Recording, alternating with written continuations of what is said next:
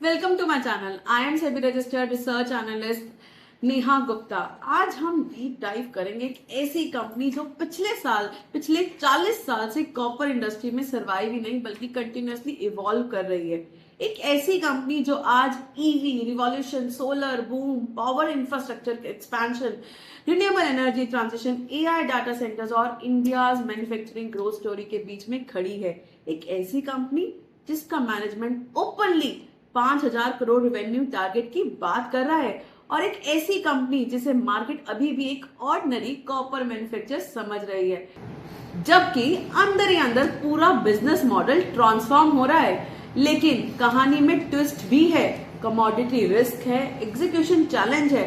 तो सवाल ये है कि क्या भाग्यनगर इंडिया फ्यूचर का मल्टीबैगर बन सकता है या ये सिर्फ एक कमोडिटी स्टॉक है। आज हम कंपनी का हर एंगल डिकोड करेंगे। Business model, management, growth opportunity, value added products, restructuring, moat, financials, risk, future vision और फाइनल वर्डिक्ट। वीडियो के एंड तक आपको क्लियर आइडिया मिल जाएगा कि ये स्टॉक वॉच लिस्ट में होना चाहिए या इग्नोर कर देना चाहिए। सबसे पहले कंपनी को समझते हैं।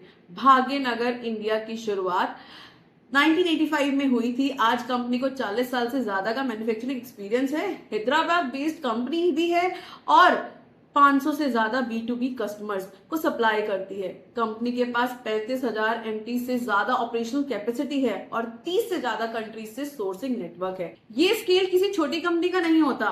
यहाँ एक एस्टैब्लिश्ड मैन्युफैक्चरिंग इकोसिस्टम बना हुआ है। Company copper bus bars, copper rods, copper strips, copper wires, transformers, conductors, copper foils, solar PV ribbons, switchgear components, auto electrical components, commutators और multiple industrial copper solutions बनाती है। लेकिन असली स्टोरी प्रोडक्ट्स की नहीं बल्कि प्रोडक्ट मिक्स की है, और यही point future wealth creation decide करेगा। ट्रेडिशनल कॉपर बिजनेस में लो मार्जिन होता है। कॉपर खरीदो, प्रोसेस करो और बेच दो। मार्जिन लिमिटेड रहते हैं, कंपटीशन ज्यादा रहता है, कस्टमर लॉयल्टी कम रहती है। लेकिन भाग्यनगर का मैनेजमेंट कमोडिटी बिजनेस से वैल्यू एडेड बिजनेस की तरफ शिफ्ट हो रहा है। फाइनेंशियल ईयर 24 में वैल्यू एडेड प्रोडक्ट्स का कंट्रीब्यूशन लगभग 43% था। अब फाइनेंशियल 26 तक ये 62% हो चुका है। इसका मतलब कंपनी धीरे धीरे कमोडिटी सेलर से इंजीनियरिंग सॉल्यूशंस प्रोवाइडर बन रही है, और यही ट्रांसफॉर्मेशन पूरी इन्वेस्टमेंट थीसिस का सेंटर पॉइंट है। सोचिए, स्टैंडर्ड कॉपर रोड कोई भी बना सकता है, लेकिन silver plated bus bars, continuously transpose conductors, transformer windings, enamelled wires, PV ribbons और स्पेशलाइज्ड इंडस्ट्रियल कंपोनेंट्स हर कंपनी नहीं बना सकती। यहाँ टेक्निकल नो हाउ चाहिए, क्वालिटी अप्रूवल्स चाहिए, OEM रिलेशनशिप्स चाहिए, लॉन्ग टर्म ट्रस्ट चाहिए। इसी वजह से मार्जिन्स इंप्रूव होते हैं और बिजनेस क्वालिटी बेटर होती है। इसी ट्रांसफॉर्मेशन का रिजल्ट EBITDA पर केजी में दिख रहा है। कंपनी हर साल हर किलो कॉपर से ज्यादा वैल्यू जनरेट कर रही है। स्मार्ट इन्वेस्टर्स रेवेन्यू ग्रोथ नहीं देखते, वो रेवेन्यू क्वालिटी देखते हैं, और भाग्यनगर का रेवेन्यू मिक्स इंप्रूव हो रहा है। अब इंडस्ट्री की बात करते हैं। कॉपर, चलिए डिस्कस करते हैं भाग्यनगर इंडिया लिमिटेड को on screener as well as on the charts.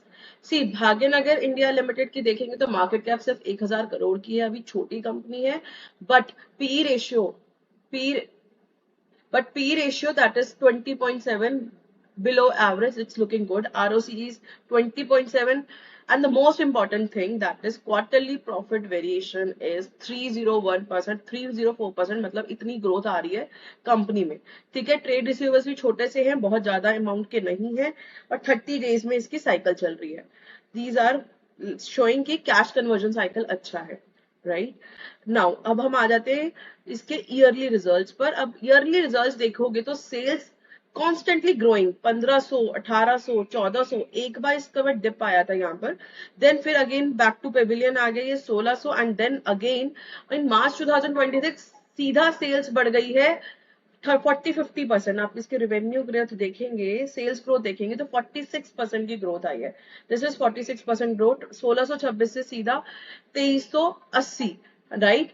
तो ये ग्रोथ जबरदस्त है। ऊपर से operating profit, that is the operating profit जो धंधे से प्रॉफिट बन रहा है, that is operating profit. Net profit कुछ भी आ रहा हो वो इतना मैटर नहीं करता, मेन मैटर करता है ऑपरेटिंग प्रॉफिट। ऑपरेटिंग प्रॉफिट भी 37 से 106, it's huge jump, huge jump, right. ये इससे पता चलता है अगर हम विलियम ओनील की कैंसलम अप्रोच अप्लाई करें, that is current earnings increase हो रही है, current annual earnings as well as operating profit is also increasing, this showing it is high growth company. Now let's come to the charts. Bhagyanagar industries अच्छा up trend में है, weekly time frame पे देख रहे हैं, it's soon to get breakout, soon to get breakout.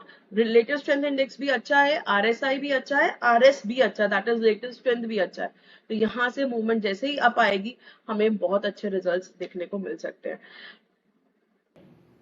Copper को doctor copper कहा जाता है क्योंकि ये इकोनॉमिक ग्रोथ का इंडिकेटर होता है। जितना इंफ्रास्ट्रक्चर बिल्ड होगा, जितनी इलेक्ट्रिफिकेशन होगी, जितनी मैन्युफैक्चरिंग बढ़ेगी, उतनी कॉपर डिमांड बढ़ेगी। और आज दुनिया एग्जैक्टली उसी डायरेक्शन में जा रही है। EVs, solar, wind, smart grids, power transmission, industrial automation, data centres and renewable energy, सबको चाहिए क्या चाहिए? कॉपर चाहिए, कॉपर। मैनेजमेंट के एस्टिमेट्स के हिसाब से इंडिया में फाइनेंशियल ईयर 30 तक लगभग 58,000 करोड़ की कॉपर लिंक्ड अपॉर्चुनिटी क्रिएट हो सकती है। इस अपॉर्चुनिटी में पावर इंफ्रास्ट्रक्चर लगभग 18,000 करोड़, ऑटोमोटिव और EVs 15,000 crore, renewable energy 13,500 crore, electronics 6500 crore और इलेक्ट्रिकल HVAC 5,000 करोड़ कंट्रीब्यूट कर सकते हैं। ये नंबर्स दिखाते हैं कि डिमांड सिर्फ एक सेक्टर से नहीं आ रही, मल्टीपल इंजन्स के साथ डिमांड क्रिएट कर रहे हैं। अब ईवी सेगमेंट को देखिए, ट्रेडिशनल व्हीकल्स के कंपैरिजन में ईवीज में सिग्निफिकेंटली ज्यादा कॉपर लगता है। चार्जिंग इंफ्रास्ट्रक्चर अलग कॉपर कंज्यूम करता है, मोटर्स अलग कंज्यूम करती हैं, पावर इलेक्ट्रॉनिक्स अलग कंज्यूम करते हैं। जितनी ईवी एडॉप्शन बढ़ेगी उतनी कॉपर डिमांड बढ़ेगी। इसी वजह से मैनेजमेंट ईवी इंफ्रास्ट्रक्चर को फ्यूचर ग्रोथ पिलर बोल रही है। सोलर पैनल्स के अंदर पीवी रिबन्स लगते हैं, कनेक्टर्स लगते हैं, बस बार्स लगते हैं, ट्रांसमिशन सिस्टम्स लगते हैं। भाग्यनगर ऑलरेडी इस इकोसिस्टम का हिस्सा है, मतलब फ्यूचर ट्रेंड कंपनी के पास खुद चलकर आ रहा है। अब एक ऐसा पॉइंट जो मुझे पर्सनली सबसे एक्साइटिंग लग रहा है, जिसके बारे में मार्केट बहुत कम बात कर रहा है, that is secondary copper. Company recycling based copper ecosystem में काम करती है। रिसाइकलिंग से 85% तक एनर्जी सेविंग हो सकती है और कार्बन एमिशंस भी सिग्निफिकेंटली कम होते हैं। फ्यूचर में ESG और सस्टेनेबिलिटी रेगुलेशंस और स्ट्रिक्ट होने वाले हैं। रिसाइकल्ड कंटेंट रिक्वायरमेंट्स बढ़ने वाली हैं। अगर ऐसा होता है तो भाग्यनगर का एग्जिस्टिंग मॉडल कॉम्पिटिटिव एडवांटेज बन सकता है। यानी आज जो कंप्लायंस लग रहा है वही कल मोट बन सकता है और मोट ही लॉन्ग टर्म वेल्थ क्रिएशन करता है। अब मैनेजमेंट विजन की बात करते हैं। मैनेजमेंट ओपनली नेक्स्ट डिकेड में 5,000 करोड़ रेवेन्यू टारगेट की बात कर रहा है। आज रेवेन्यू उस लेवल से काफी नीचे है, मतलब management multiple times growth expect कर रहा है। इस टारगेट को अचीव करने के लिए company capacity expansion, value added products, OEM partnerships, exports, digital transformation, automation और रिसर्च एंड डेवलपमेंट पर फोकस कर रही है। अगर एग्जीक्यूशन सक्सेसफुल रहा तो कंपनी कंप्लीटली डिफरेंटली स्केल कर पहुंच सकती है। अब आते हैं एक और हिडन कैटलिस्ट पर जिसके बारे में बहुत कम इन्वेस्टर्स बात कर रहे हैं, corporate restructuring. Management copper business को आइसोलेट करने और pure play copper structure create करने की डायरेक्शन में काम कर रही है।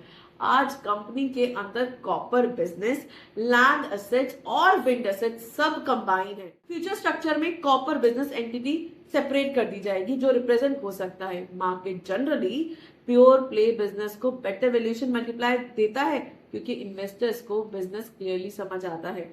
इसलिए restructuring future value unlocking trigger बन सकती है, लेकिन आप सिर्फ पॉजिटिव देखना डेंजरस होगा। चलिए कुछ रिस्क भी समझते हैं। रिस्क है कॉपर प्राइसेस का। कंपनी चाहे कितनी भी वैल्यू एडेड प्रोडक्ट्स बना ले, रॉ मटेरियल कॉपर ही रहेगा। कमोडिटी की वोलेटिलिटी मार्जिन्स और वर्किंग कैपिटल को अफेक्ट कर सकती है। और एक और रिस्क वो है दैट इज टैक्स डिस्प्यूट, जो अनसर्टेनिटी क्रिएट करता है। And last risk is execution का रिस्क। प्रेजेंटेशन बनाना इजी होता है, ग्राउंड पर एग्जीक्यूट करना डिफिकल्ट होता है।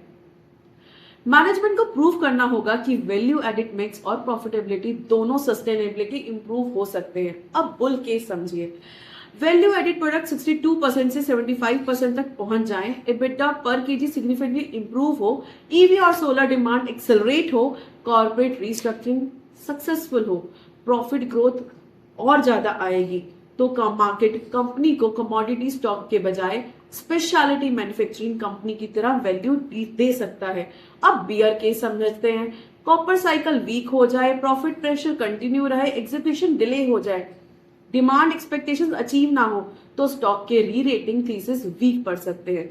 इसीलिए इन्वेस्टर को एक्साइटमेंट और डिसिप्लिन दोनों के साथ चलना होगा।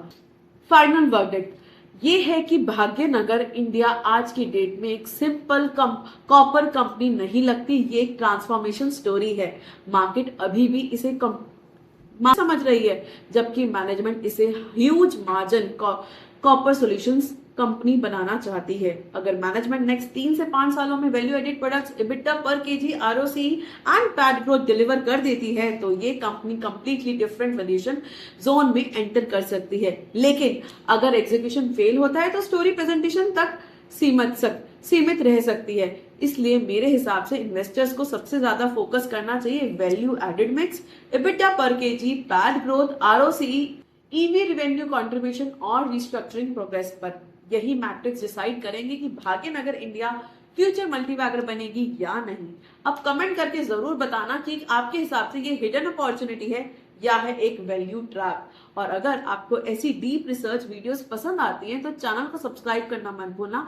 एंड नीचे लिंक में मैंने दिया हुआ है, डिस्क्रिप्शन में लिंक में दिया हुआ है पूरी प्रेजेंटेशन, जिससे कि आप पूरी इसको अच्छे से समझ सकते हो क्या हमने बताने की कोशिश करी है वीडियो में, एंड उसको एनालाइज कर सकते हो। एंड द सेकेंड पॉइंट, अगर आपको ऐसी वीडियोस और चाहिए तो चैनल को सब्सक्राइब कर लो, और ऐसी कंपनीज के बारे में और डिस्कस करना चाहते हो तो हमारे टेलीग्राम चैनल के साथ कनेक्ट हो जाओ। Link is in the description as well as in the comment box. Stay tuned, keep trading, keep investing.